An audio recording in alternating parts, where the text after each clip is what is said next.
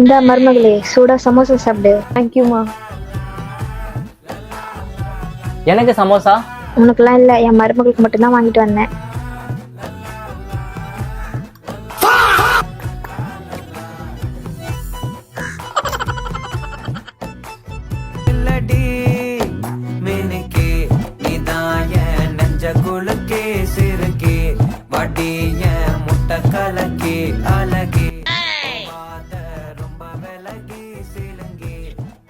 Sound கம்மி பண்ணலாம்ல, தூங்கி தானே இருக்கேன்.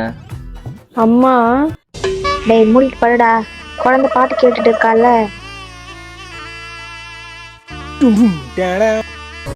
நான் ஆசைப்பட்ட பொண்ணு பேரு மோனிசா, காதலிச்சே சீரியஸா,